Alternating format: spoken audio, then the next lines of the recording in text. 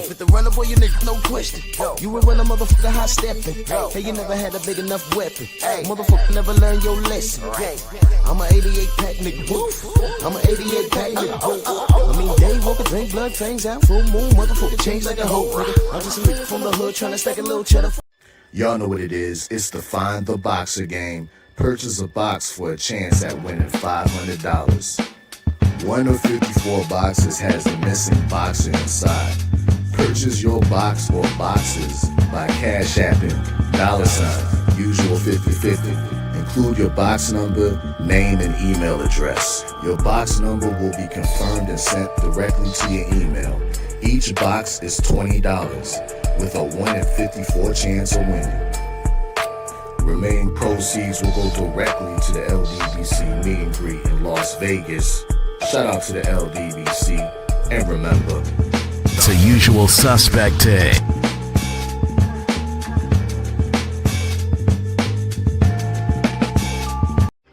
Y'all know what it is. It's the usual suspect 650-50 draw. Buy your tickets now for your chance at winning half the pot.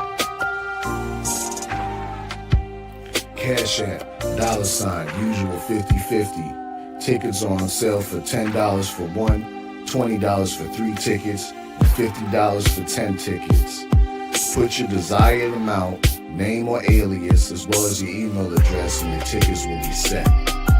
We announce the winning ticket numbers every other Friday on Supreme Beats Boxing Talk Bullshit on the Beltway, 8:30 p.m. Eastern Time. Remaining proceeds will go directly to the LDBC meet and greet in Las Vegas.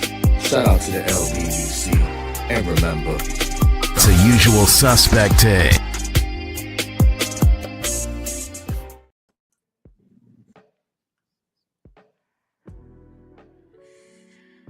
When I tell you nobody do it like us, we ain't playing.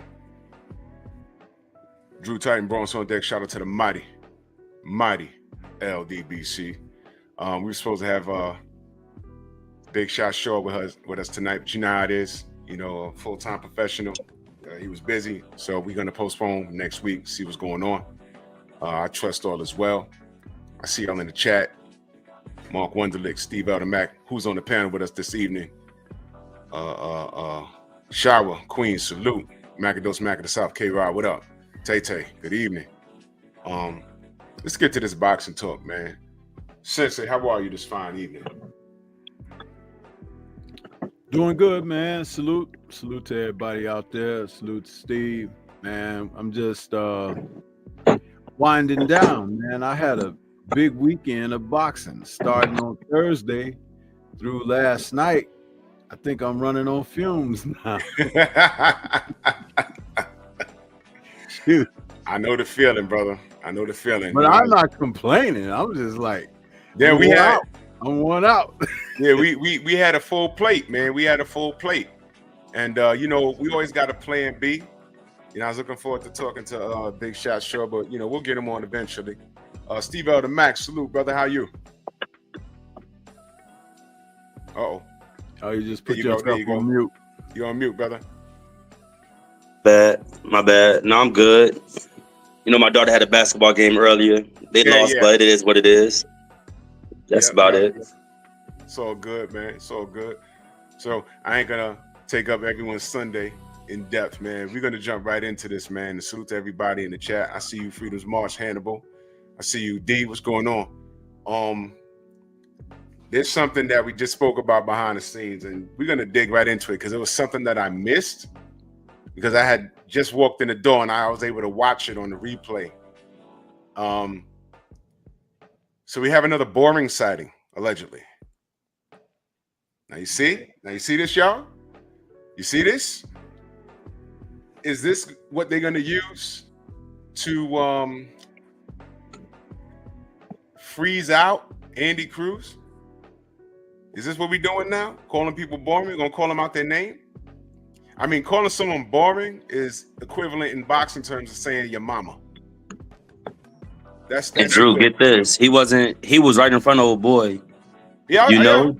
He was in the pocket. There was nothing boring about it. He was out working, homie. He was out working him. But boring? Let me ask you a question. This is crazy. Who was at ringside watching this boring work? Who was at ringside?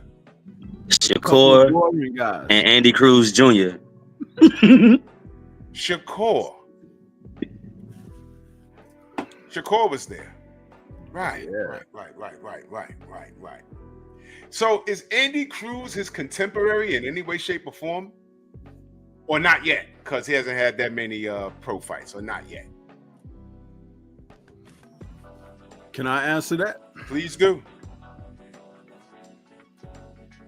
Andy is definitely a contemporary, seeing that they jammed it down anybody's ears that Loma, who was a two-time Olympian and wanted to fight for a title in his first professional fight, but they didn't want to do that, so they let him fight for it in his second professional.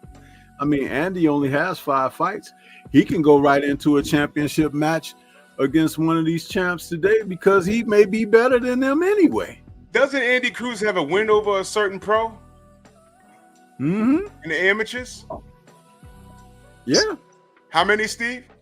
4, 4? including a gold medal. Want to drop those names? Want to drop that name? Keyshawn Davis. Ooh, wasn't Keyshawn there? Yep, and that's the Shakur. Oh, so He did. he got 3 dubs over he got 4 dubs over Keyshawn. Right? Easy. And, Easy and dubs. his man Shakur sitting next to him was considered boring, right? And Loma got a title shot in his second pro fight, but blew it. What are we talking about? Yeah, man. It's funny, but these announcers, you see, that's why, again, we should not run to the graces of these people or to be lined up alongside of them, you know, because some YouTubers have elected to take that route, you know. Can we sell out for a crumb at the table, huh? Yeah, but anyway, when they start to call you boring in the second round of a fight because you're looking too clean, you're slipping, you're sliding, you're punching, you're not getting hit back, all of a sudden, that's boring. But Willie Pep moved around, ran, Right. and ducked and dodged. And he's labeled one of the best defensive fighters of all time. Of all time. Isn't the legend has it that Willie Pep once won a round of boxing without throwing a punch? Yeah, that's a legend that they've put out there. Yeah. That's what I heard that. And I'm like, is that possible? I don't know. I thought you count like when you score a fight, you punches landed. That's how you score. Right. Okay. Yeah, exactly. Okay. But I actually believe that was just their way of talking about how slick and elusive he was, that they would love to give him credit for that too. You know what I mean? Give him points for it. But Right. they wouldn't do that for you. Huh? No, No, they wouldn't do that for you. Huh? You got to get your black ass in there and fight. You got to be the Black or Toro Gaddy. Your last name got to be Gaddy to get any kind of respect. Ghetto. Get a tough Ghetto.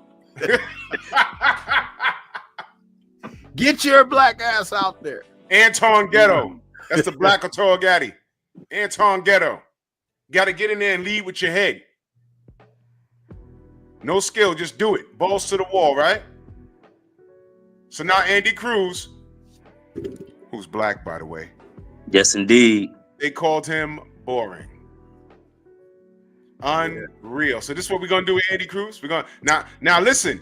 Do not forget this live. Because Hold on. Let me interrupt you because they compared him to Rigo. I remember they compared him to Rigo. Yeah, they tried to say Rigo was boring. Yeah. Wow. Yeah, there you go. I remember. Yeah, they tried to compare him to Rigo, like, oh, Rigo had some of the similar style, which was blah blah blah, such and such. That's not even true. Wow. Yeah, they did. No, to be honest about Andy's performance last night, that's probably the best he's looked as a pro. Mm-hmm.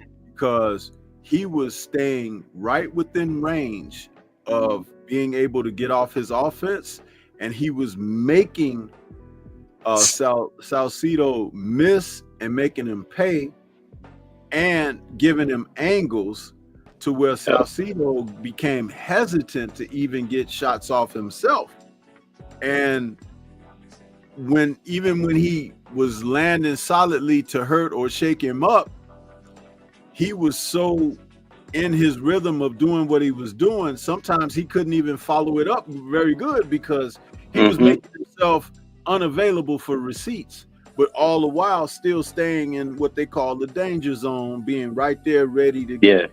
Never laid up against the ropes. He never did those kind of things that they were hoping would give Salcido a chance to be in the fight more, you know. And I credited Salcido as well because he showed me last night while he beat Chris Colbert. He beat Chris Colbert by breaking him down psychologically and physically, but psychologically first, because he put a lot of pressure on Cruz last night, but it's just that Cruz knew what to do against a pressuring fighter like that, and he turned the pressure into a bad thing for Salcido. He almost got him out of there in the last round too. And Salcido landed good punches too. His punches to the body are great. I mean, he's probably one of the best body punchers in the sport today, Salcido. And that showed me that Cruz was very much in shape too. Yeah, because you can't be in shape and take the body shots that he took last night. You got to be in top condition for that, and he displayed all of that last night. Salcido, from I know Robert Garcia was kind of frustrated in that corner. It was because there was nothing really much that they could do with him. But salute to Robert Garcia. He did the best he could. But Salcido, there is something that he could have done. If you go ahead, and make it, but, you know what I mean? I could explain. I'll give that to you. I just don't think that Salcido had the talent to make it close. Now, strategy, I'll let you take over that part of the conversation. But you're right. Salcido proved why he beat Chris Colbert a couple of months back. And I still think he's a major player. He's one of those guys that when properly scouted, he could spoil somebody. He can get right in the middle of something and just fuck it up. And like, okay, this guy's about to get like a Keyshawn Davis. This is my warm-up fight, and I'm right about to fight Andy Cruz, and Salcido come in there and give him a rough and tough outing. I'm just using that as an example. Yeah, absolutely. He's one of those guys. He's one of those guys in the rankings. I don't know what he's ranked right now, but I still think he's a problem. But go ahead. I want to hear what you had to say about what could be a difference. It's a very simple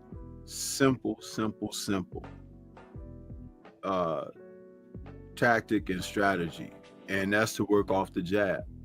He didn't throw enough jabs in there, and the jab has to be dutiful. The jab has to be purposeful, and this is how you can pick guys apart as to how well schooled and trained they truly are. Yes, he has an exciting, in your face, in your grill, up front fighting style, but you're not always going to be able to be physical. You're going to have to be tactical and strategical. Correct. And when you don't check those boxes, what happened last night can happen to you. See, I'm not certain if Robert was able to convey that to him in the corner. I wasn't listening to him that much in there, but it would have been to his advantage to use the jab. Do you guys remember the little fight between a guy named Floyd Mayweather and Miguel Cotto? Yes. Do you remember when in the third quarter of that fight, when Miguel finally picked it up with his jab, he began to give Floyd all types of trouble? Oh yeah, in that fight. His nose up. And if he had started that earlier in the fight, which he has done against other fighters, but for whatever reason, he couldn't get that going early. But those last 3 to 4 rounds, he really closed the gap between them because he was using his jab. And the way that he was using his jab, Floyd couldn't parry it. He couldn't slip and duck it and get out of the way of it because he was using what we call a off-rhythm jab. You know, he could move and jab, but he could also jab before he moves. He could jab after he moves, so you never know when it's coming. And one time he double pumped that jab in Floyd's face, and it bam, bam, and Floyd was like, damn. he was mad because he couldn't catch the rhythm of it. That's a guy who works that in the gym, you know, and Miguel was very good at that. He beat a lot of fighters with that jab. He beat Shane Mosley. He beat a lot of guys because he used that. But for whatever reason against Floyd, he got it going late. Yeah. And he may have been in awe of Floyd. He probably would never admit that, but he may have been in awe of him early because he knew what Floyd brought to the table and had seen him, and he was probably weary of it. And then after the fight got going really good, he finally said in himself, like, forget this, I'm just gonna do what I do, you know. And you saw that change take place. So Salcido, if he wants to get better than where he is presently, use your jab, son. Use it. It's right there. I know you want to be exciting. I know you want to load up and bang with that left hook or whatever, but have something else for them to see. Have something else for them to look out for and pay attention to. And this is not just a message to Salcido. It's a message to all fighters out there. That when you have a good to great jab, you can win almost any fight. Especially when you got the reach for it too. Yeah, reach doesn't even have to come into play. Do you know that Mike Tyson was beating guys that were anywhere from 2 to 7 inches taller than him and arm inches of 10 inches, sometimes, and even a little more? But he was able to out jab him and everything because jabbing is about timing and it's also about rhythm. So it's something, it's the one punch that people really can't. Why do you think Larry Holmes has such success? It's a, you know, it's coming and you still can't stop it. The timing is impeccable because go watch on YouTube. Skinny Hussein basically knocked out Manny Pacquiao with a jab, but they cheated him. He knocked him out with a jab. It was a jab, and Manny ran into it. The science behind that was incredible. Getting back to Floyd real quick. Floyd always had a problem with a good jab. Oscar De La Hoya was hitting him with a jab. He could have beat him with that jab, and he just abandoned it. And at the end of the fight, example. I'm glad you said that, Drew, because you understand Floyd could box, right? Yeah, yeah. But a good jab can disrupt anyone's game plans. And it's not about just jab, jab, jab. No, it's not that. It's finding your way in the fight. You work it off of different things. You can feint it at times. You can come with it. You can act like you're going and don't go. There's so many different things. Then, like I've talked about often, you can use it defensively. Every time the guy get ready to do something, stick your arm out there. Yeah. Disrupt his rhythm. He throw it right here, stick your arm out there, stick it out there. And then he'll be like, man, I can't do nothing. This guy is awkward. It's not awkward. It's just that he's using exactly what he's supposed to do. If your lady and you were arguing and she got ready to come after you and get going, what would you do? Stick your hand out and stop her, right? Stiff arm, yeah. Yeah. In football, you running with the ball, what you do? Boom, bam, boom, Stiff get arm. off me. You know, Yeah. This is not like rocket science, right? This is like practicality. Practicality. And when I say these things, I say them not like I think I know. I'm telling you what works. And you can take a guy who don't have much of anything, but if he got a jab, he can frustrate you all hell for the whole night. You know, I'll give you another example. When Shane Mosley first lost to Vernon Forrest, he lost both times, but the first fight, when they interviewed Vernon, they was like, well, how'd you do that? Because no one ever seen Shane get dominated like that on a professional level. And he said after the fight, he said, the jab, the jab, the jab. He said, you fighting a short, fast fighter? He said, put the jab on him. And you ain't even got to aim for the head. Hit him in the shoulder, hit him in the forearm. Just disrupt their whole rhythm. Because every time he touched Shane, he had to reset. And when he was resetting, then he hit him with the right hand. He beat Shane's ass, but there's a science behind this thing, man. That jab is all too important. It's all too important. Hell yeah. Yeah, so you know that's what I'm saying. So when Salcido, he was doing good in spots, he did great, but he didn't have a knockout punch. But he was effective, but he wasn't as effective as he could be because he didn't have a jab. Correct. But he's still alive, dog. And I saw Brother Kano. He said that Andy Cruz, he's picking Keyshawn over Cruz.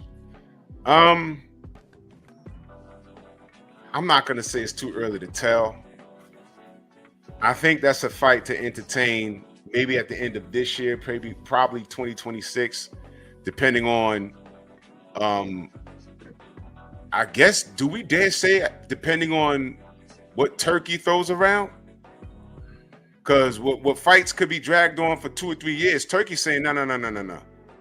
We could do this in 6 months. You understand? It depends, man. But I want to get back. We'll get back to that in a second. I want to get back to this term boring. I want to revisit this. I was never a fan of these god-awful commentators calling fighters boring. I've had my issues with Shakur as far as how he's moved in the business realm of boxing. You never heard me call him boring, though. That is unfair. The fact that ESPN showed people leaving when he fought at home, they showed them leaving the arena before the fight was over. That was disrespectful, and that was by design. The fact that you have Timothy Bradley saying what he said about Shakur, that is like a spit in the face, dude. Because let me remind you, Tim, you were the reason why we got to know Ruslan Provatnikov, dude. I will never forget that. Because the guy that fought Ruslan Provatnikov is not the guy that I watch beat Juan Manuel Marquez. Those are two different Tim Bradleys. Tim, you should know better than to say anything like that to a fighter, let alone a black fighter. Now, I could go somewhere else with this. It's going to be kind of impossible not to. But I'm saying, you should know better than that. Now, as far as these ridiculous commentators, was that Chris Manick on the mic last night?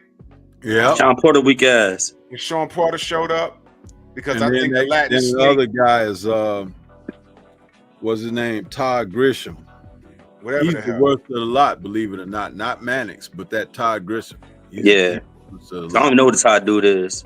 Now, Latin Snake had lost his voice, but he was in attendance. Maybe that was for. Yeah, that's why Sean stepped in. Yeah, you know, they called him. You heard he was arguing over the scorecards? Lame ass. Ooh.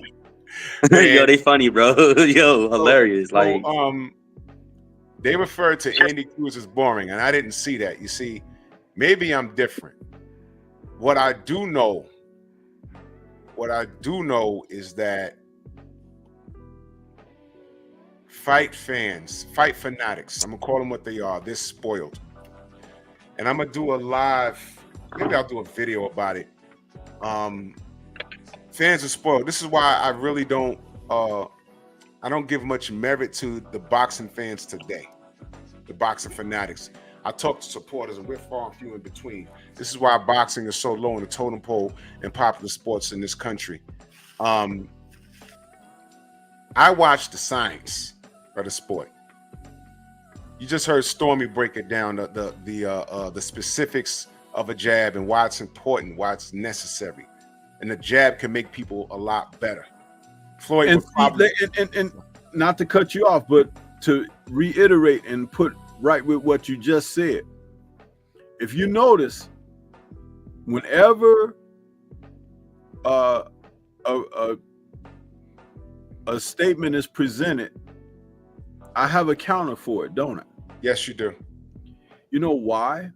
Because a coach is supposed to be able to see their way through the obstacles and still find a way for their charge to have a chance and opportunity to be successful. If you don't have that, you're not a complete coach.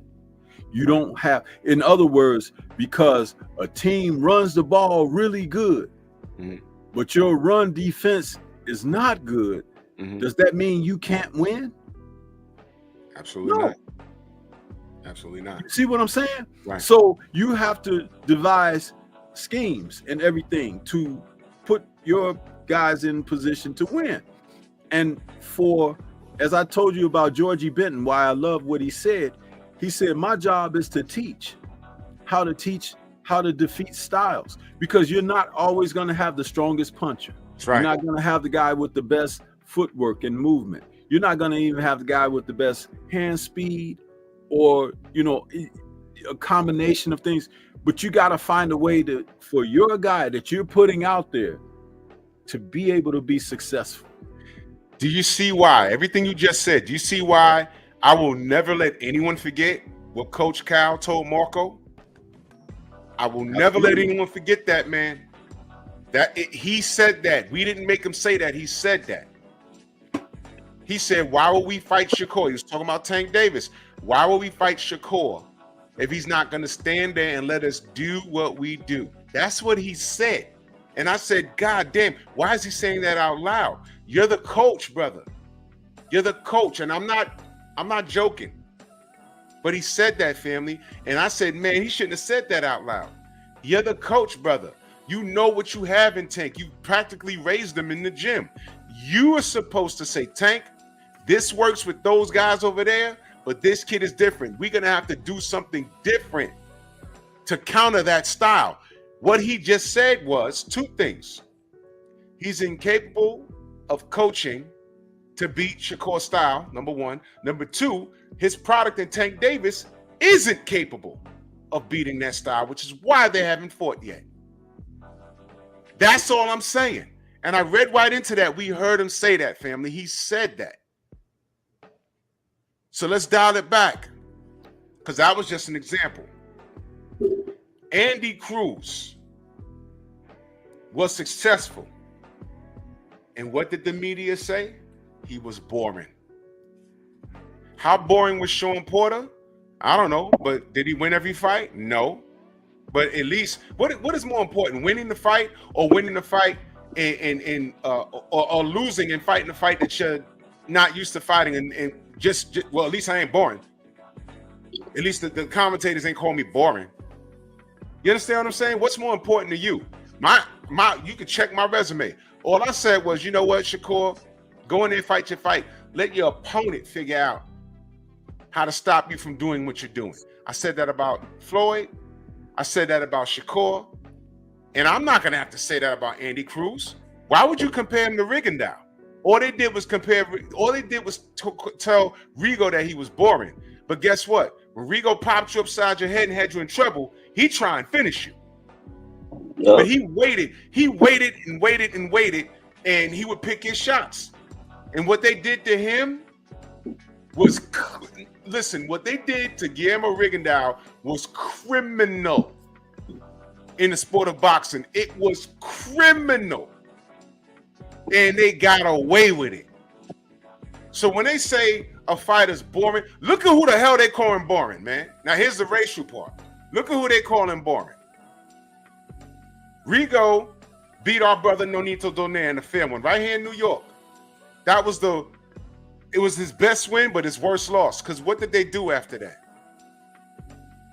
Abner Mares, Leo Santa Cruz, Frampton and Quigg, all four of them fought each other and froze that man up. He had to go up 2 weight divisions to fight Loma because he couldn't get a fight. How? Nobody wanted to fight. They took his belt too. They took his belt. They took his belt. Man, I mean, Nonito was the only person with the cojones to step up and take on that challenge. It didn't work out for him, but at least he did it. What about these other four? This is why I don't mess with them. This is why I partied when Tank slept Leo Santa Cruz. That's all I wanted. I said, good, sleep. Because they froze out the brother, man. You guys ain't ready to talk no real boxing. Why'd they do that to Rigo? And then they put the boring on him. They put it on him. Oh, boring. And when I tell you there's a history with black fighters being called as such, you don't want to listen. When I tell you go subscribe to Scrapbook Boxing, some of y'all don't want to listen. I'm not talking about the family in chat. I'm talking about the D watchers. We got 90 people in here watching us right now. How many of y'all love the sport of boxing enough to get educated on it? It's okay. Listen, if you're a Tank fan, that's fine. You're a Haney fan, that's fine. But I challenge you to get educated on the sport. This is why we do what we do here. And they're trying to put this label on Andy Cruz. I'm not having it. I'm not having it. It's unfair. It's not righteous, but it's typical. I'm like, yo, he got a double negative. He's black, but he's also a black Cuban. That fucks everybody up out here. In America, you put him in Kentucky somewhere. They think he's some black thug, and then he start talking Spanish. It's like, yo, what is this? I never seen that before. That's like a double negative. So come on, man. They don't call him boring. Who exactly said that from the booth? Who said that? That was that guy. I think it was the Tom dude, right? Yeah, Todd Grisham. Yeah. Todd Grisham. What's his background? Like I said, this is my first. I don't even know dude, bro. Yeah, I don't even know him. What is his background? He's not no Larry Merchant, because if it was like a Larry Merchant, you already know what we getting. You know, DAZN does so many broadcasts now. He's on the broadcast team.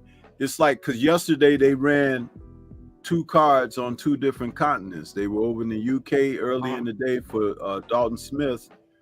So some of their DAZN personnel was over there. Right. And then they had the fight that was here stateside in the evening.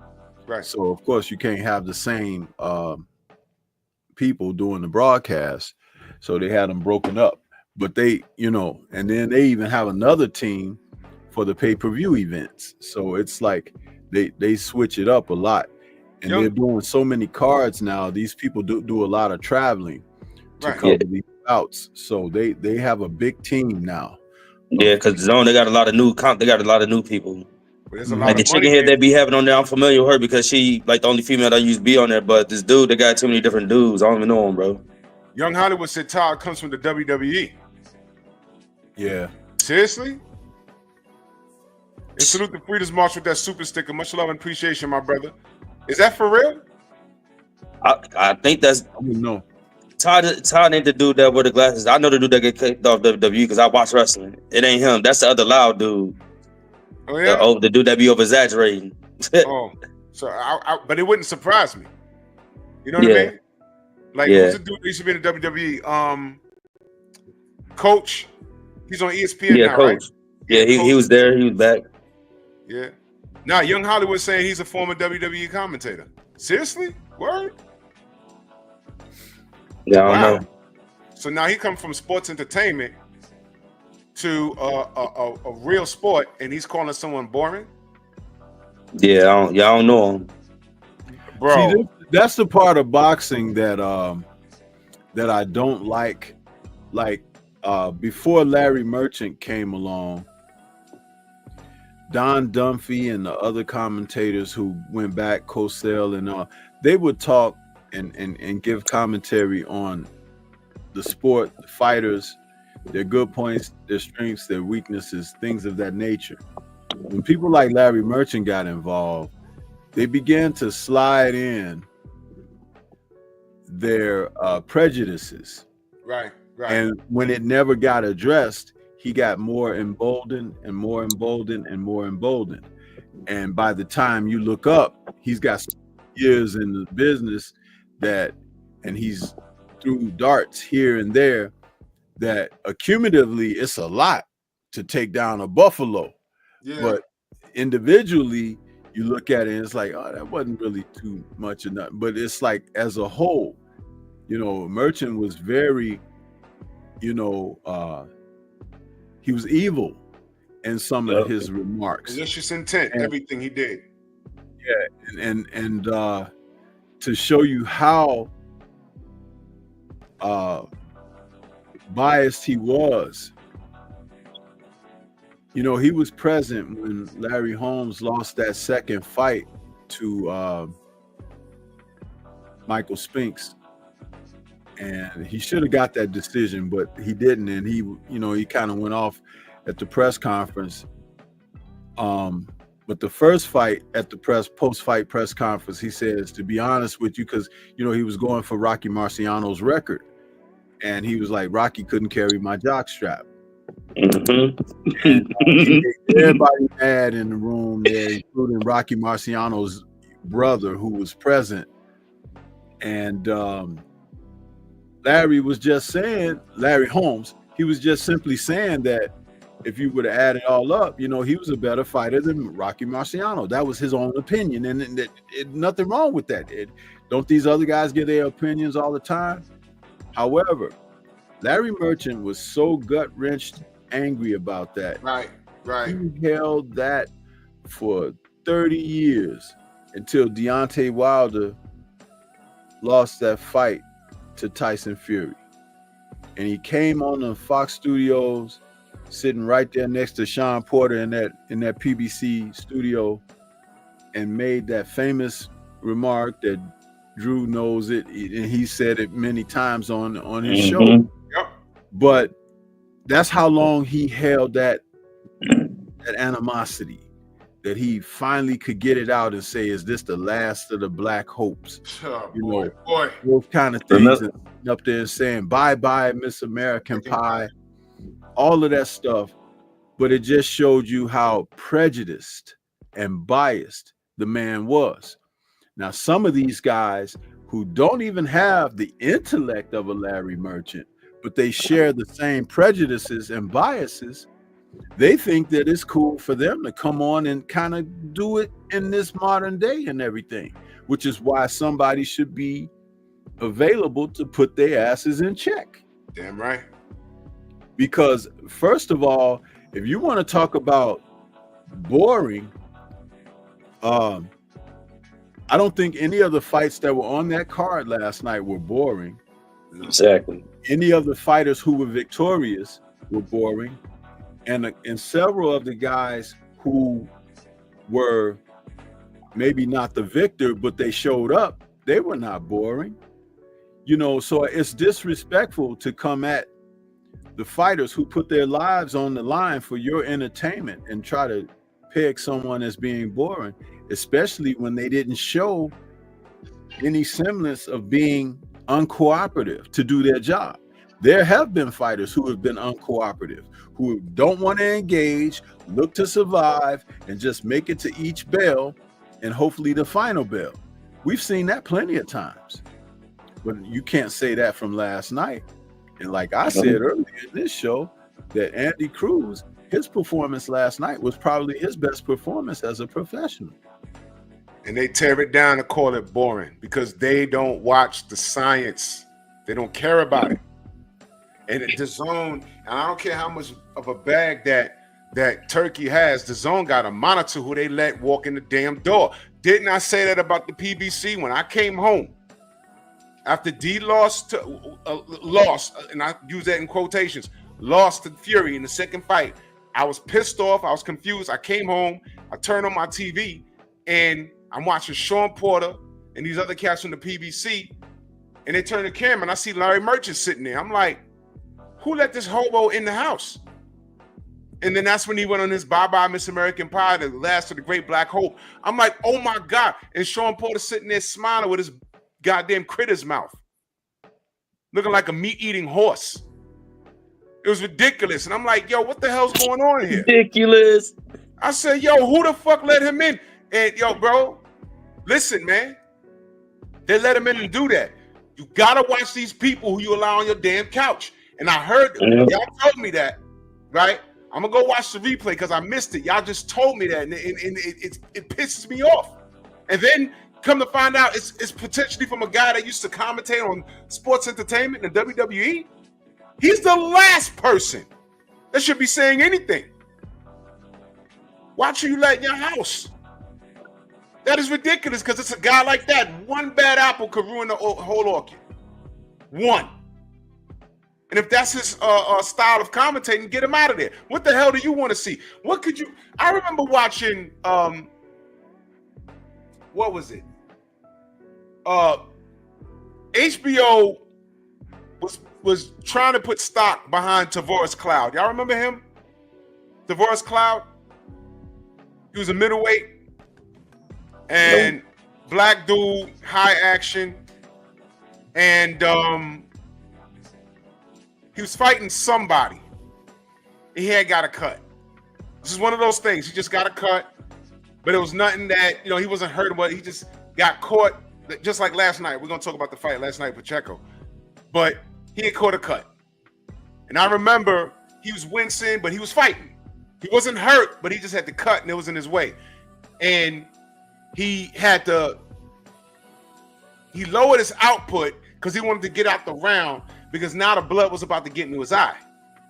So it was strategy, get out the round or whatever. Mm-hmm. So then Larry Merchant says, when his co-workers was like, well, you know, he slowed down his output because, you know, the cut, you know, as the blood is getting in his eye.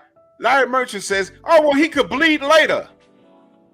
Just go in there and push the guy. I'm like, what the hell is he talking about? And Cloud eventually, I think Cloud ended up stopping dude. But it's commentary like that. We're not animals, bro. And I'm saying we because I never heard him say that about white fighters. When they decide to fall back and I want to get out the round or I'm going to take a rest, he never said anything like that. He never said it. And with a guy like Arturo Gatti, he knew Gatti was incapable of doing that against a particular opponent. He could bleed later. What are you talking about, dude? And I'm saying he wouldn't say that with a white fighter. He would never say that. He could bleed later? Man, shut that stupid stuff up. And you see, I got offended watching that. Eventually, Tavoris Cloud fought Bernard Hopkins. Y'all could look up that fight. It's on, he fought him on HBO. And B-Hop, Tavoris was a young dude. He wasn't ready. But B-Hop just outsmarted him the whole night. Tavoris Cloud, look him up. And I actually want to know what he's doing nowadays. Hope he's okay. But this is how we're treated. So when I hear these commentators sneak in and start talking like that, I don't know who dude is, but I want him gone now. I want him gone. That is ridiculous. That is a very irresponsible thing to say. You don't like what Shakur's doing? Outdo him. Outdo him. Oscar Valdez couldn't do it. Was he boring then? I'll never say that kid can't box. I say he has a style. It might be annoying to watch, but you know what? You don't like what he's doing? Put him in there with someone that can outdo him. Do that. Pick a fighter. Hey, it might be Andy Cruz. You don't know.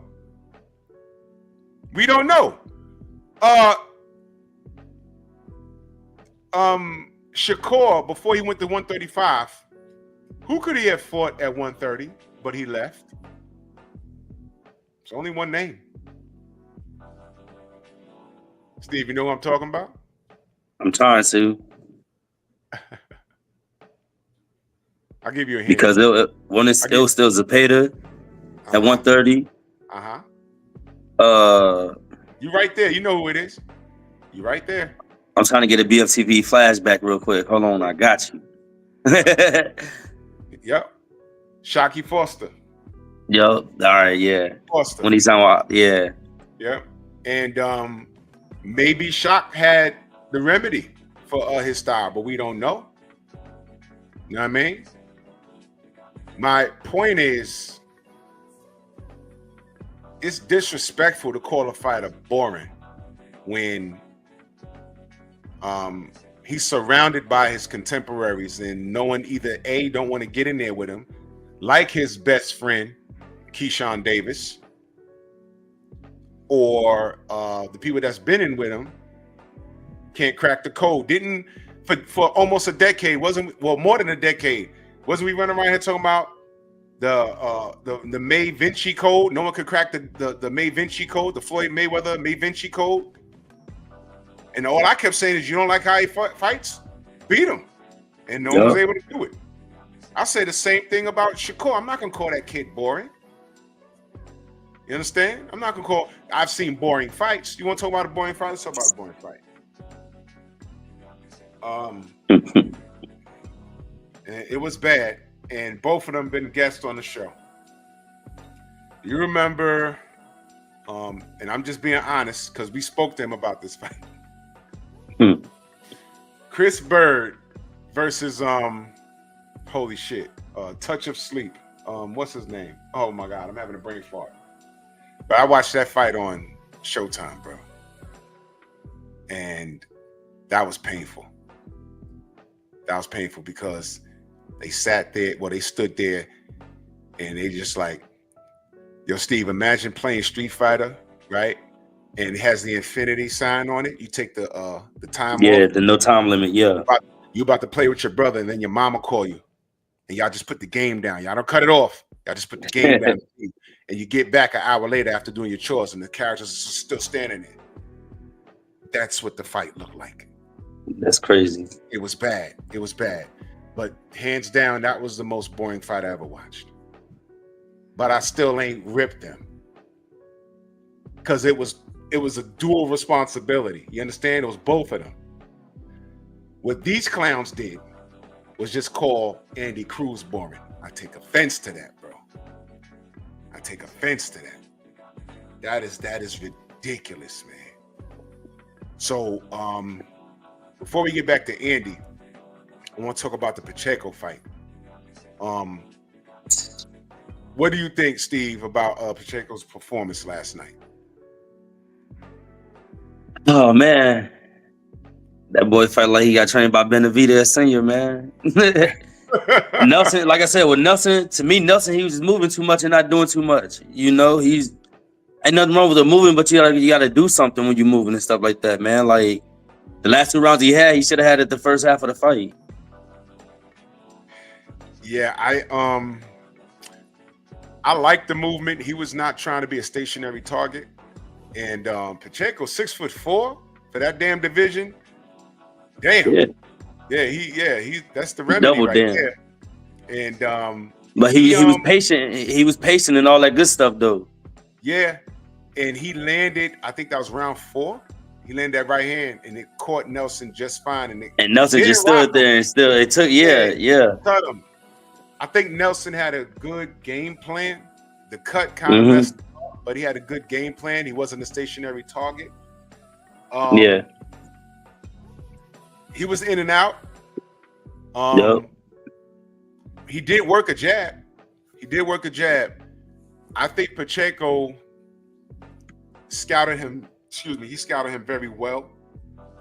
He was very patient, looking for that right hand, but he didn't want to overcommit because Nelson, the footwork.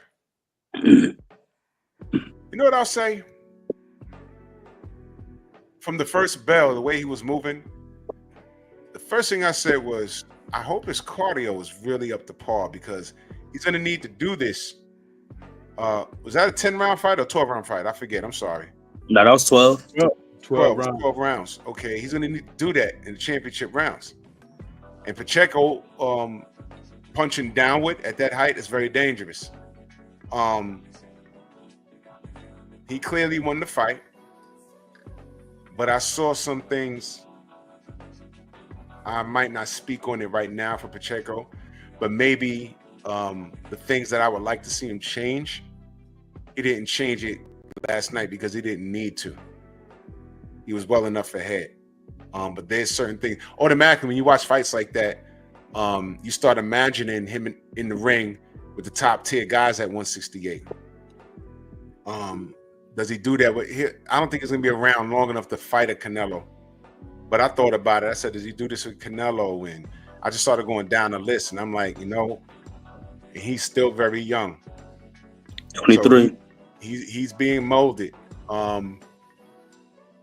But Nelson did the best he could with what he had. Yeah. it was just he just fell short. Stormy, your thoughts on that fight last night?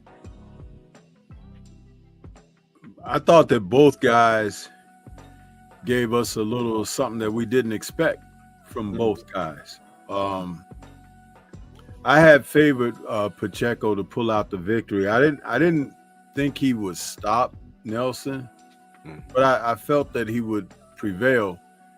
But I was very impressed with how Nelson did save something for later to try to make something happen. It was it was a little bit late in the fight, but it's funny how hindsight can be 20/20 sometimes. If he had decided in the 8th or 9th round to do what he did in the 12th, we might not have made it to the 12th. And that was because that late in the fight, the 9th round, going into the 10th,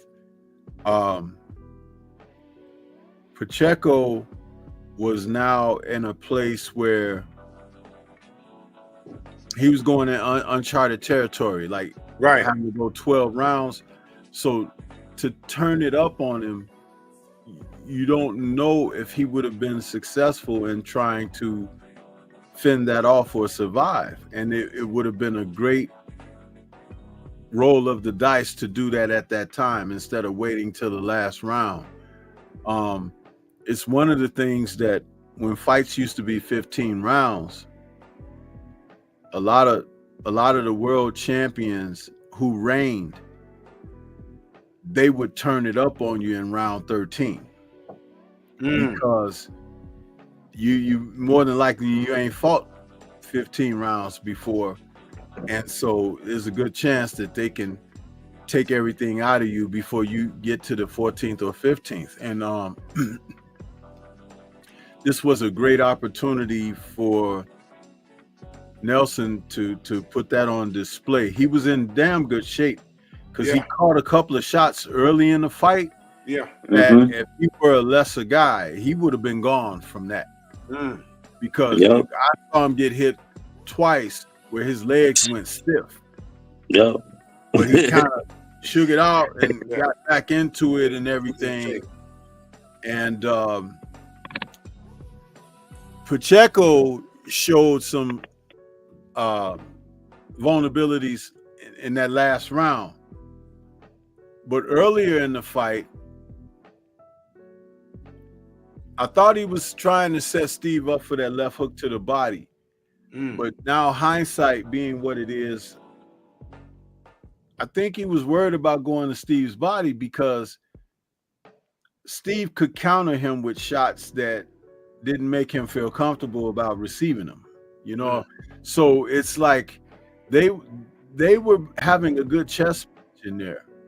And Father Time just proved to be, you know, the real factor. Steven is like 36 years old now. You know, there's things that he can't do in a 12 rounder that this young kid will learn to do in a 12 rounder because he's still young. He don't have that experience yet. And I said that this was probably the greatest experience he could have, having gone 12 with a fighter like that, because he learned more in that 12 rounds of that type of fight than he would have learned if he stopped the guy in the middle or early rounds. So, you know, that's the way I see it. And I think that Steven should get another opportunity too. I think he should get another opportunity. But even I like their post fight. I like how they gave each other props and stuff like that, from Bo Mac to Benavidez Senior, all of them. It was cool to see them like getting along like that though, and giving each other praises and stuff though. What's next? That was cool. But see, that's where if you show class, what happens is that not only does it elevate you and the opponent, but when you show class, it elevates the sport. And then people want to see that. They want to see more of that. They want to see you again. They be like, man, that guy took this like a real champ. Or that guy, even though he won, he was kind of humble. You know, it's like, and it's not about being humble, but it's about being a person of class. Because the next fight, you could be on the losing end if you were the victor. The next fight, you could be on the winning end if you were the loser. See, that's the kind of perspective that you need to have to be able to be continuously successful and to be able to go forward.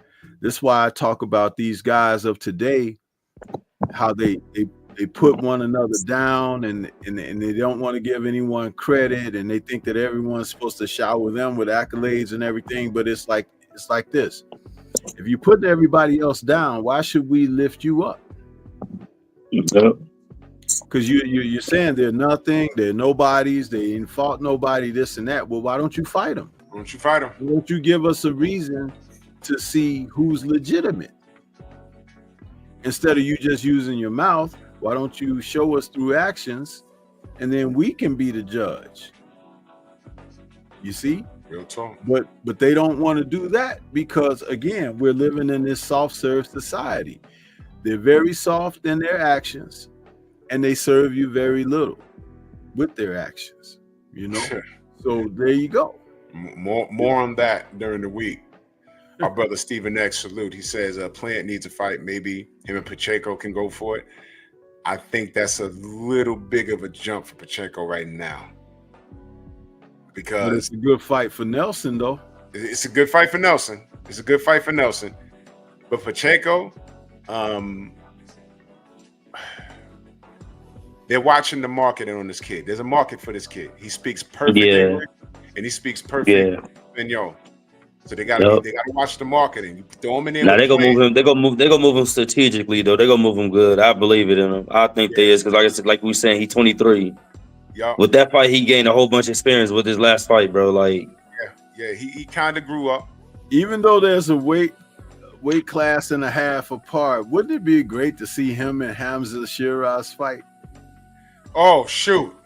On his own card, be a heck of a fight. Season? That would be a heck of a fight. They would do it, bro. But watch this. Oh man, and see, Stormy, I'm glad you said that because I was about to say, would their camps want that for them right now, or try and wait us out as supporters? Turkey will say, "I don't give a f." Y'all like that? We can make that, and you know that's crazy. Because there's only a division between them. Yeah. Catch weight. Yeah. Catch weight 164. if Shiraz defeats Adames, you may hear something after that. Because you can't convince me that Shiraz is gonna be at 160 a long time anyway. Because yes, you know. Yeah. He's the same size as Pacheco. Yeah. Queen, the queen in the building. She says Diego needs to fight one of those young dudes like Belangula. Belanga, yeah. Belangula because he likes to bite. Hey, he kind of trying to slow. He tried to call them all out. He said he want to fight all of the fighters, but he gave an order, but not in that order. Belanga a diva, bro. It's 55 Tweety Bird. You know what? Belanga, make me sick. You know what with Belanga? That's your New York buddy. I said, all right, okay.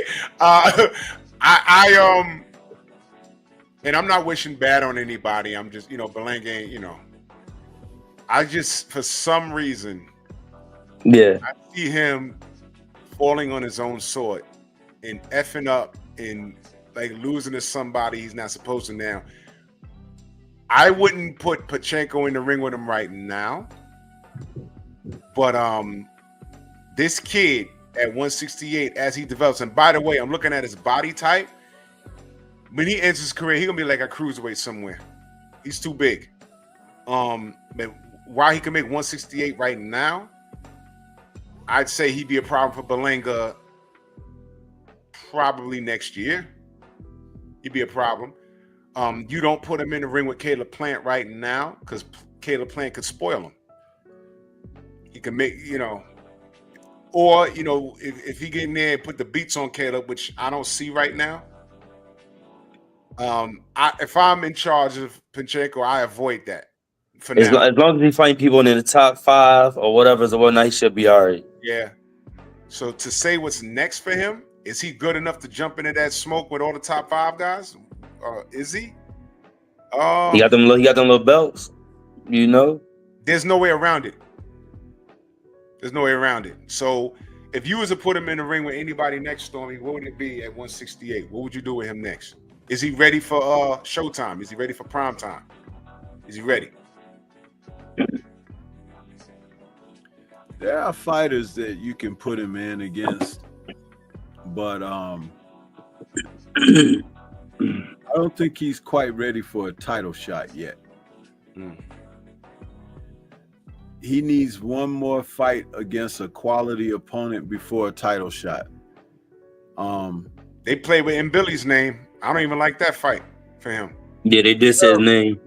Well, the thing about Mbilly is an in-your-face, up close and personal fighter, but he definitely can't box from range. And if Pacheco could keep him at range, he could have success.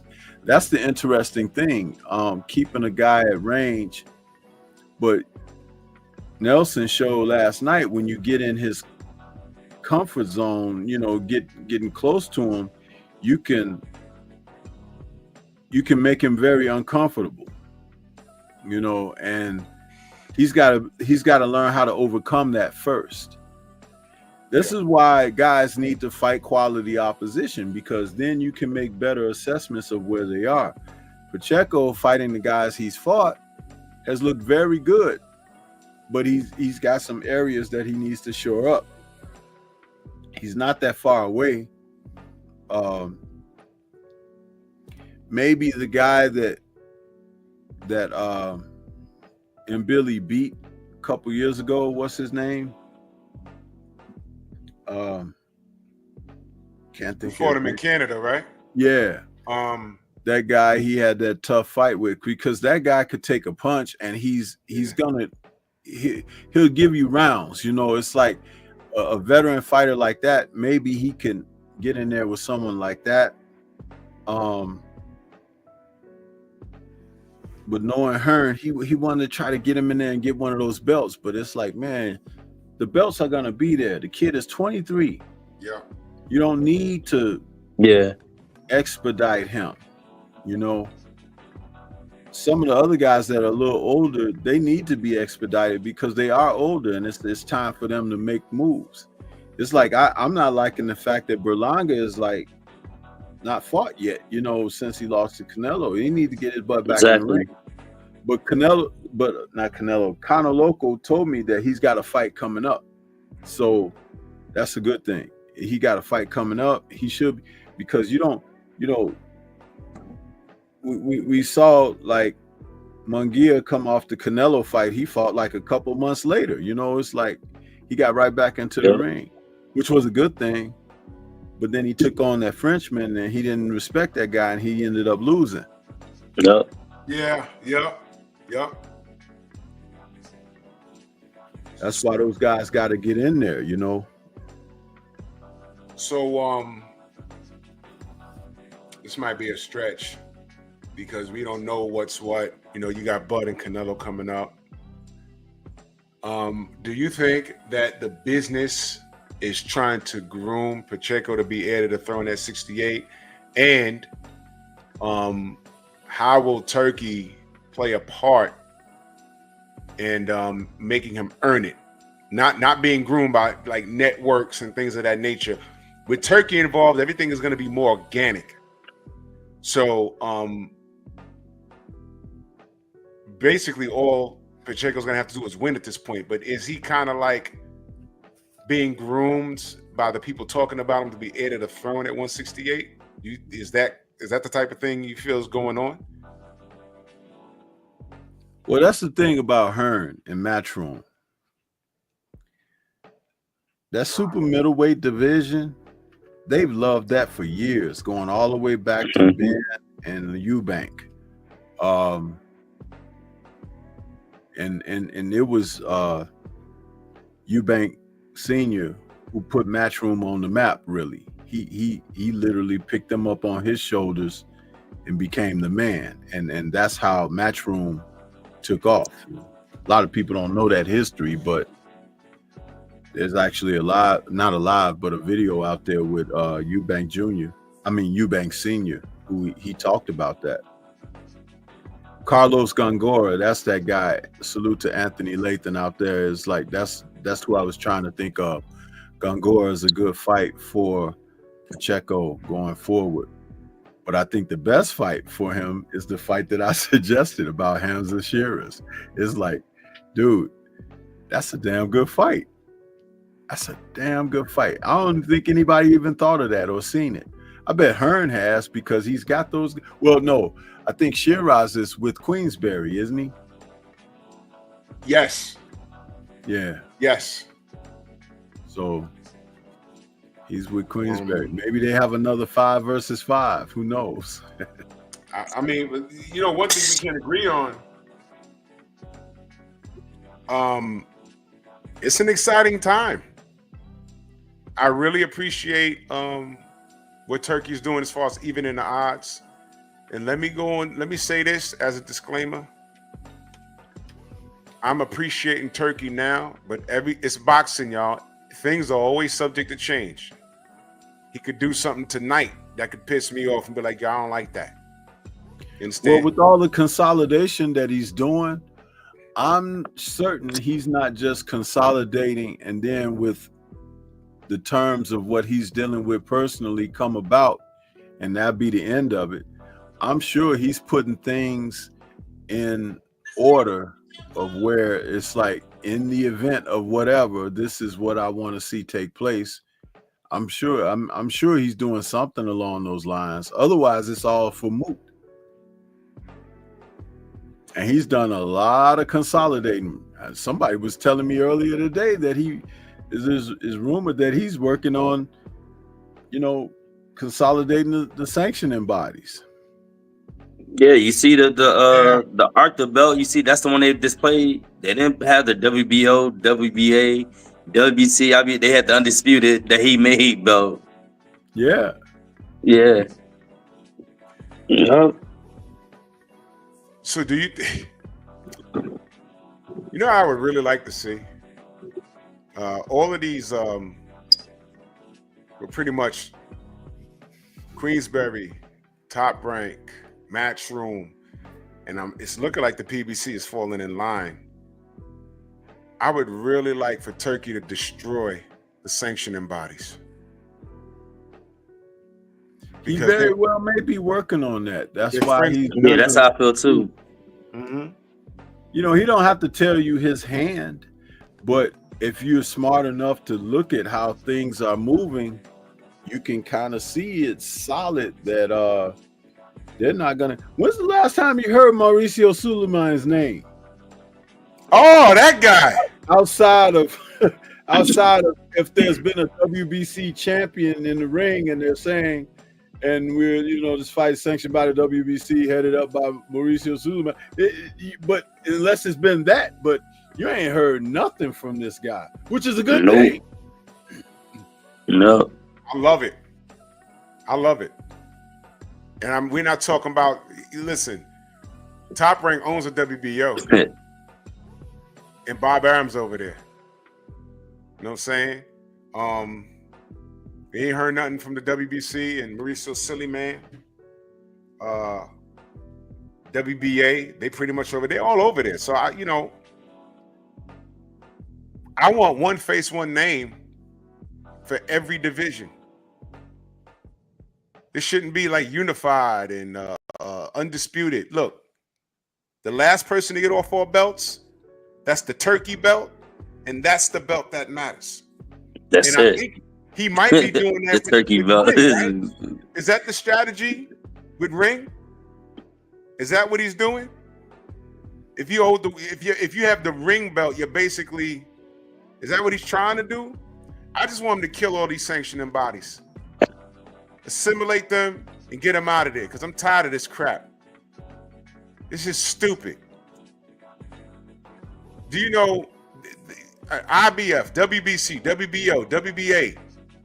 There should be one guy that's the best out of all of them, and everybody else, mandatory, number 1 contender, 2 and 3 contenders, and just fight in order.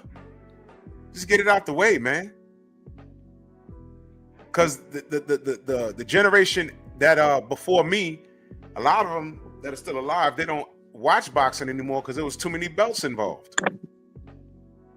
By the way, what happened to the NABO? Y'all remember that? NABO? NABO, anyone? You need a fighter from North America to be able to hold that title. I hate this sport, bro. It made it way too complicated. Way too complicated. So Pacheco, he has they're gonna be strategic, but if Turkey gets a hold of him and says, no, hey man, you want to fight this guy?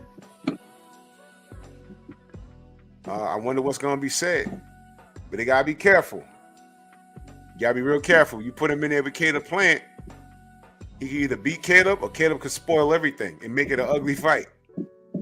One thing we do know is Caleb got, oh, you know who I want to see him fight next? The dude that Caleb fought. The redneck dude. What was his name? Mr. Brownie. Yeah. I want to see him fight him. That was a fun fight, man. That was fun. Steve having a problem with his connection.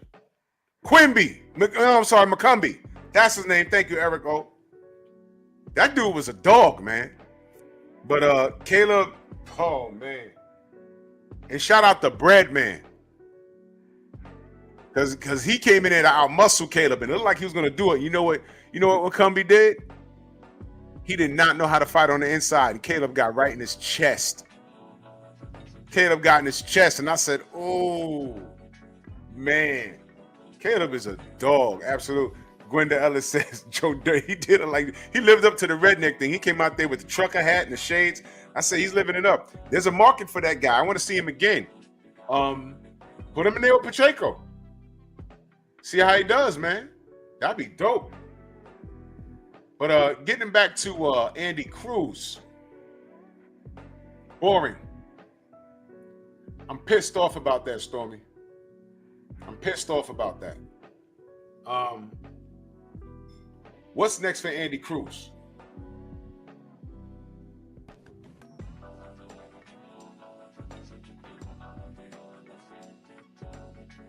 Andy Cruz needs to fight I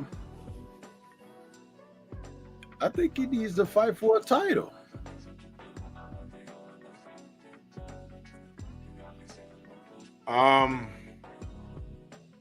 You know why? Oh, well, we already know why I agree.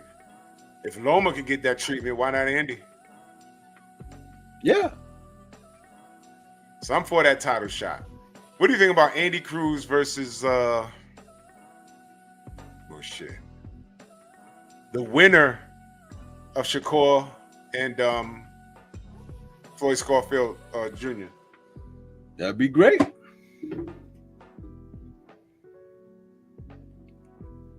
That'd be great. Let me see.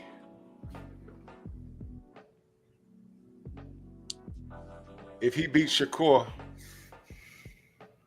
how about Andy Cruz versus Keyshawn? Oh, no doubt, Steve. It's cool. It's cool, Steve. It's cool. What do you think about Andy Cruz versus Keyshawn?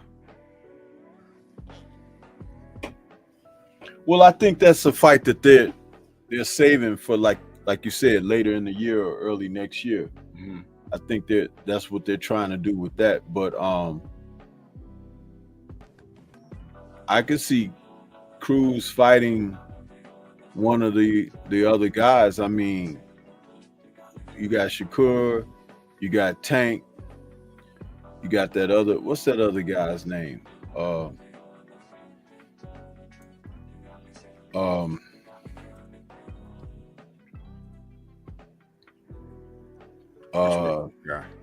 Zapata.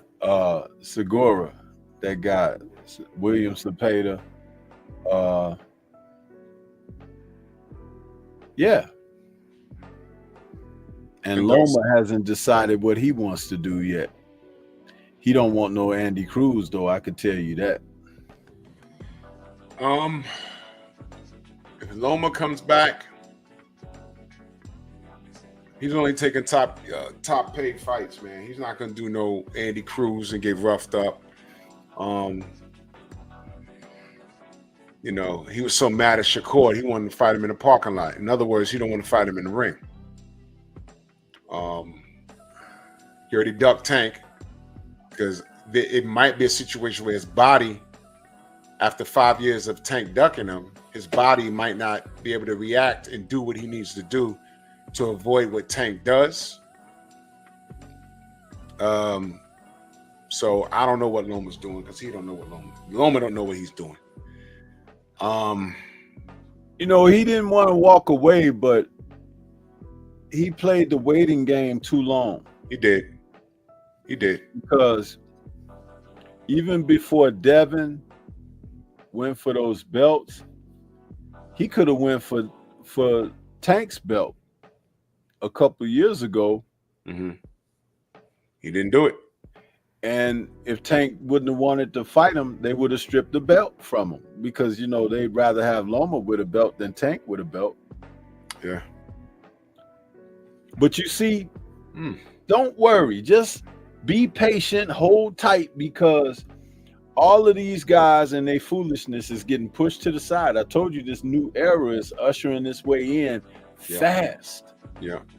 And some of these guys are like, they don't like how it's moving, but I do. I do. I like it. And let me say this, man. Everything comes with a price. We're getting what we want, but we're not gonna get everything that we want perfectly. I just felt the need to say that. There's gonna be certain things that Turkey's doing that we're just not gonna like. Yeah. We're just gonna have to deal with it. Nothing's perfect, you know what I'm saying? But rest assured, no matter what happens, we're gonna be here to talk about it. We're gonna be here to talk about it, and if it's bad, we're gonna speak on it. If it's good, we're gonna look speak. at how things are shaking out. They finally announced Ennis and Stanionis. Yeah. So that's gonna define who really is the man at 147. Yep. Ryan, whatever they're doing with him and Rolly or whatever, this is the last roundup for him. They getting ready to get him out of there. Yep. Then Tank, because he's so indecisive, he going down there trying to fight these smaller dudes all the damn time. Instead of dropping down to the weight class, he's pulling them up from the weight class. It's like it's gonna be time to get him out of there. Yeah.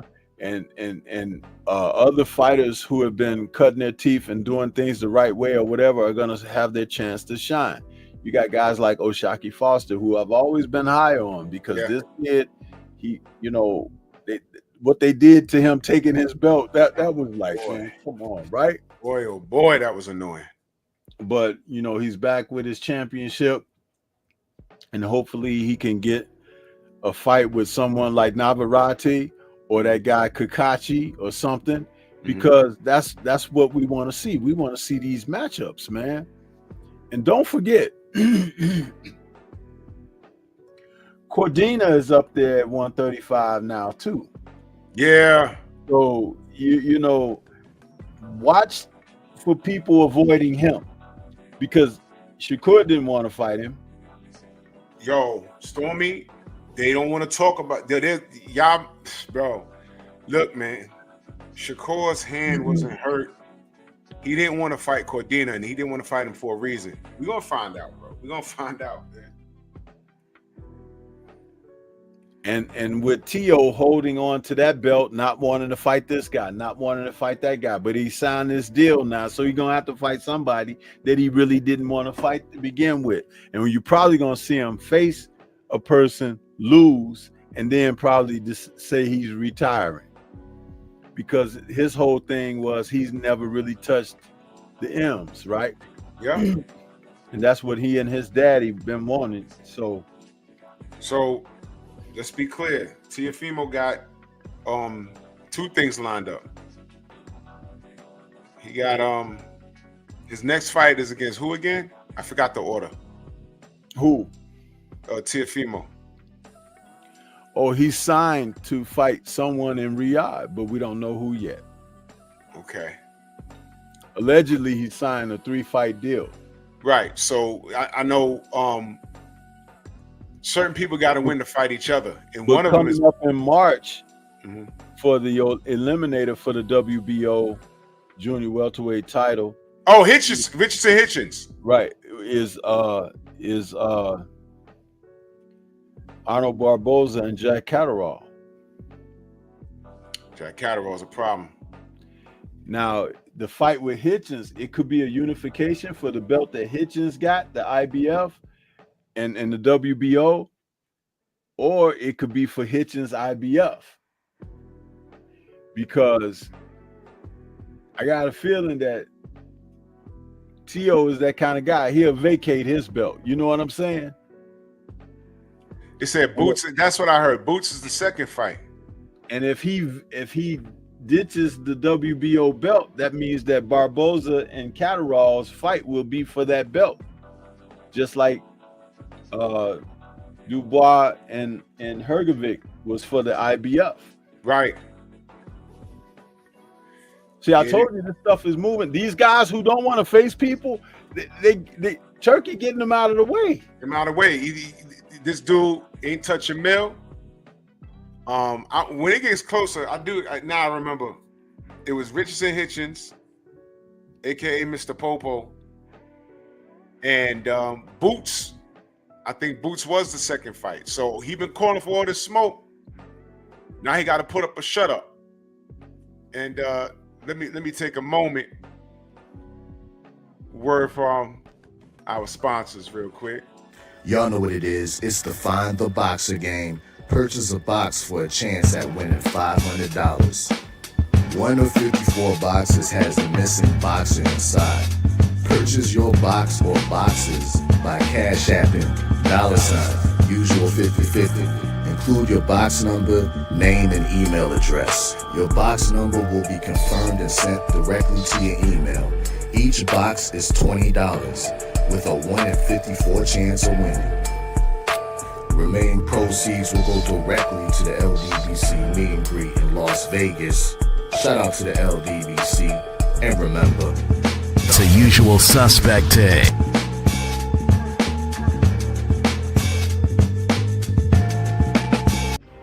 y'all know what it is. It's the usual suspect 650-50 draw. Buy your tickets now for your chance at winning half the pot. Cash App, $, usual 50/50. Tickets on sale for $10 for one, $20 for 3 tickets, and $50 for 10 tickets. Put your desired amount, name or alias, as well as your email address, and your tickets will be set. We announce the winning ticket numbers every other Friday on Supreme Beats Boxing Talk Bullshitting on the Beltway, 8:30 p.m. Eastern Time. Remaining proceeds will go directly to the LDBC meet and greet in Las Vegas. Shout out to the LDBC. And remember, It's a usual suspect take. When I tell you we doing it big, we in Vegas this August. You understand me? You got to be in it to win it. Giving away cash prizes. Come on, man. Don't nobody do it like us, man. Salute to the usual suspects. That's the fam right there. Those are our brothers. You dig? We got a lot of possibilities, man. And I'll be talking about those potential matchups. It's difficult. Wow. Let me be very clear if you're here for the first time. It's difficult to me to talk about Teofimo Lopez and Ryan Garcia based off the personal position that they've taken as far as race is concerned. So I try and just talk boxing. And with that being said, as it stands right now, he's fighting Richardson Hitchens. Tio could beat him. Tio could beat him, depending on which Teofimo shows up. You understand? I will not be rooting for Tio, but Tio could beat him. I'll discuss that when the fight gets closer. But now Tio is getting everything that he wants. All he has to do is perform. He was talking about boots. You got to beat Rich. Get the boots. You'll get the boots fight. All you got to do is perform. So we'll see what he's made of, you know. Ryan Garcia, I'll leave that for a whole other live stream, man. But I'm bringing all of this stuff up because all of these, what Turkey's doing, he just took at least 6 years worth of boxing work and compounded it into 1 year. One. Everybody on that Riyadh season card, and listen, those fights were being dragged out. We're on Bivol Beterbiev 2. Those guys should have fought 5 years ago. And we're on the second fight already. So these are the things that he's doing. And I'm not saying that Turkey's perfect. I'm not saying nothing like that. What I'm saying is, as it pertains to the sport right now, I'm rejoicing because he's putting fighters on blast. All the fighters that had complaints about money and everything else, you know, now you got to put up a shut up. Let's Be Real says, has Tio even accepted? I believe he has. I believe he has. I believe he has. So we'll see. You know, because if he hasn't, that tells us everything we need to know about him. As a competitor, he's not. You understand? So we're gonna see. We're gonna see, man. So thank you, Turkey, you know, for giving us what we want. You know, so far, everything's subject to change. Let's Be Real says earlier in the week, Bob said he would talk to Tio on Friday and haven't heard. Really? So today's Sunday. So he said he was going to talk to them this past Friday. So has Tio accepted that? Because I don't know, y'all. Y'all know something I don't? Did he have to, is the Hitchison fight on the table and he has to accept? Lord, don't tell me that. Don't tell me that that man went to London for no reason. I'm going to look at the cup half full instead of half empty. I'm going to say he accepted it. But if I'm wrong, let's be real. If I'm wrong, bro.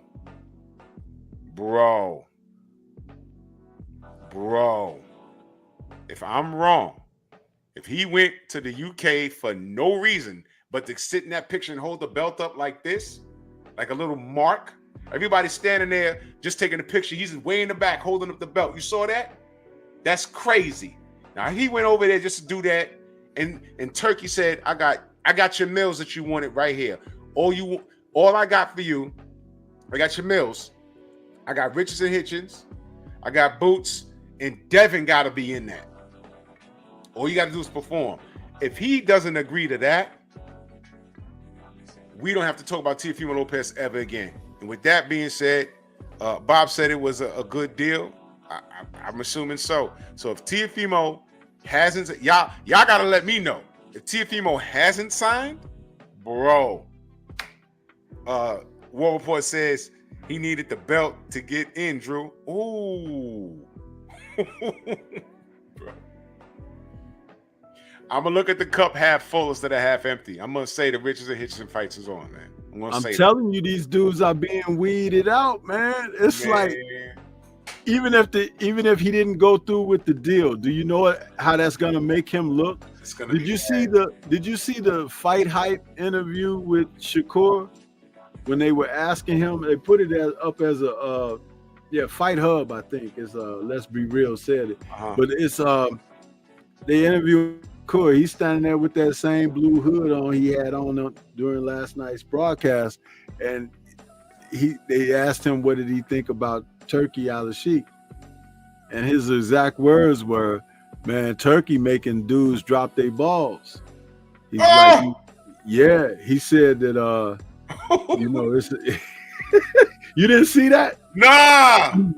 Yeah, man. Bro. He said that he's like Turkey making dudes drop their balls. He's like, I don't care. I want to, but he also did a full interview where they asked him about if he, want to be undisputed. And he said no. Undisputed don't really matter to him.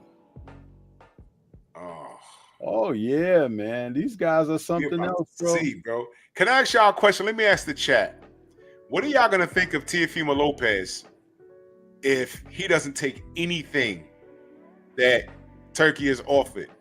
Are we gonna say you's a sucker? Or are we gonna say, yeah, you standing on business, like how we did Tank? Not me, but I'm saying like how people Tank standing on business, not taking that Turkey money. So if Tio is not taking the Turkey money, does that mean we're gonna see a Tio and Tank showdown? Or what's going on? Didn't Tank say he was gonna slap Tio when he sees him? Didn't he say that? So if Tio doesn't, if Tio doesn't take what Turkey's offering, what's bad? What's bad about it? What could he pop, bro? Wait, hold on. Wasn't Tio walking around with a wig and a dress on last week? What?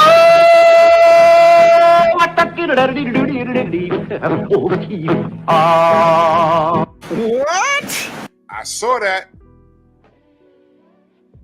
What the hell was that? What was that? Bro. Real OG Mr. Mon says we already think T.O. is sucker. Yo, bro. Listen, if his next fight isn't Richardson Hitchens, bro, I'm telling you, man, snake oil salesman. Bro. I don't get it. So this dude's walking around with a wig and a dress on. And if I'm based off what I'm being told in the chat, he hasn't agreed fully to the fight with Richardson Hitchens and Boots. He hasn't agreed to all of it. He can't agree to just one and not the rest. He has to agree to all three. Those are damn good fights. Shakira, salute, queen. Oh, yo. I saw Acondo, my brother. What up? Yeah, time reveals all truth. Who else saw that video of him walking around with a wig and a dress on? I didn't imagine that. Matter of fact, Blue did a video on that. I was like, what's going on here? Let's be real. Said Bob said Saturday, so we need to gear from T.O. this week. Does anybody know did he agree to the fight, y'all? Oh, wait. Our fella dropped the link. Let me see what this is. There it is.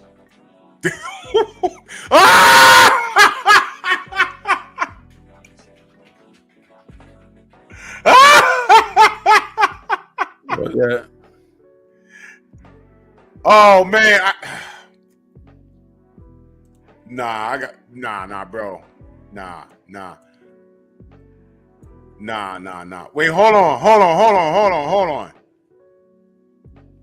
Two things I just noticed. First of all, the War Report is at 949 subs. Unacceptable. We got to get him to a stack. What the hell's happening here?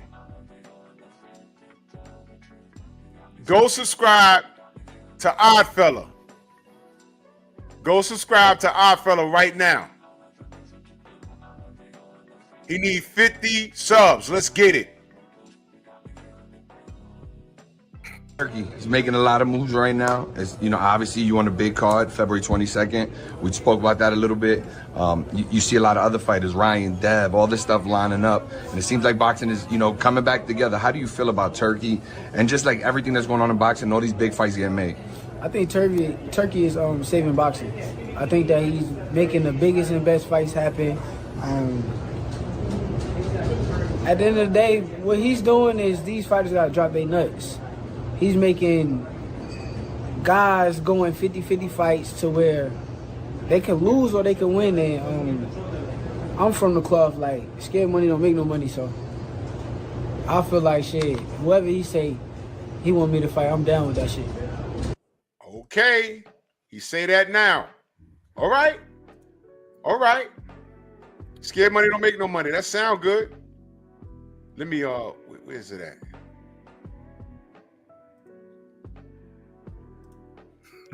Yeah, we're gonna play this. We're gonna play all of this. Brought to you by Usuals. I know he ain't no real gangster, but that's cool. Cause see, he's in entertainment. He ain't gotta be out in the streets like I do. He's telling our stories for us. All the things you. Welcome to the Department of Suspects. Suspect number 1, Tank Davis. Is Mr. Davis tapping into his inner prince? Or is he the first boxer to use Kegel exercises in training camp?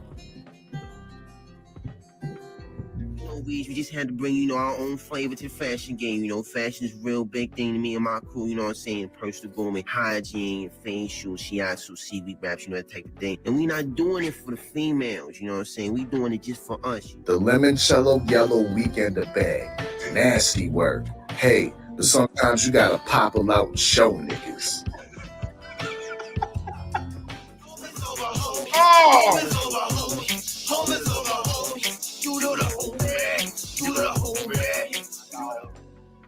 Come on, man. Heart bag, Chrome Heart heavy bag, Chrome Heart handbag. Nah, get yourself a full-size Good Doctor waterproof travel bag. Available now at shopusualsuspect6.com. This is a message of justice from the Department of Suspects. Usual Suspects in the building, man. Go subscribe to my brother, The War Report, aka Odd Fella. For real, man. Yo. As a matter of fact, why these cats? If I gave you diamonds and pearls. Oh man, Audacity, what up, Audacity, what up, man? Man, listen. So, I'm gonna assume Teofimo got boots. That's bad. He got Richardson Hitchens boots and the winner, like Devin Haney and Ron Garcia. So, everybody got to show up and show out. And that's what Turkey's doing it. You know what I'm saying? And what we got there? What we got here? That's our Sister Queen shower. Yep, that's the link. All right, he's at 956. We need to get our brother to a stack. No excuses, man. No excuses. Let me pin that. That's the link to the War Report. Everything Usual Suspects right there. No excuses. Feel me? No excuses. That's how we do it. That's how we doing it. That's how we doing it. That's how we doing it. That's how we doing it. Go subscribe to our brother. There we go. Michael Ray shared the link. Oh, that's the link to the article. Okay. I'm just assuming everyone's fighting, and that's a good thing for us as supporters of the sport. That's what we want.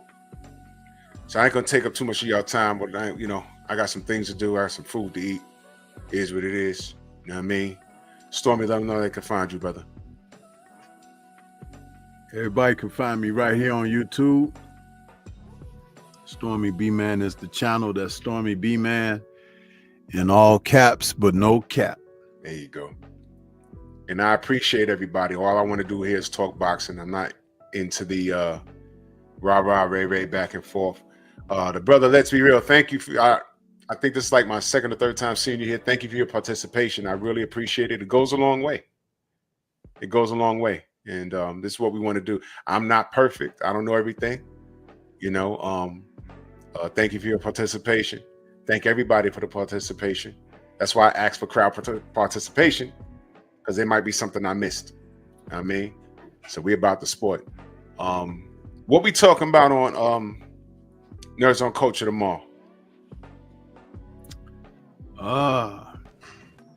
We are talking about, because I got it up on the queued up already. We're talking about recast T'Challa is happening. Let's talk about it. We're gonna talk about it. Do not miss that on Yeah. the Stormy B Man's channel, Nerds on Culture. We do that every Monday. I'm saying everything nerd out over there. And we're going to talk about the candidates, because Marvel is actively looking for someone to step into the role of the Black Panther. That's right. I'm excited. Yep. Look at Village Brother. He said, finally. Yep. We need that. We need that. Tomorrow morning, I'm going to give y'all a review on my thoughts. Y'all know Oscar De La Hoya went on a ridiculous rant about the Haneys. And not only are the Haneys friends to what we do here in the LDBC, but, you know, Bill is my friend personally. And I'm not going to give a clowning rant tomorrow. I'm just going to point out some things. And just be here tomorrow morning. And after Nerds on Culture, I'll be doing a Painful Excellence podcast. Gotta make sure I go subscribe to Pep Talk. I'm doing streaming over there right now. The Painful Excellence podcast. That's also me. And in February, look out for the return. Bear Cave Entertainment. I'm bringing that right back. And go subscribe to my Patreon.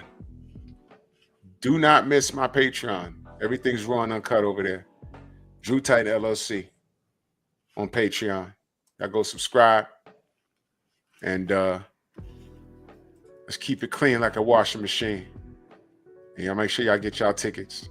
Because we in Vegas this year, baby. No diggity doubt. So with that being said, salute to everybody in the Venmo, the Zelle, the Cash App, the Super Chat. And catch you on the AM. Bronx on deck.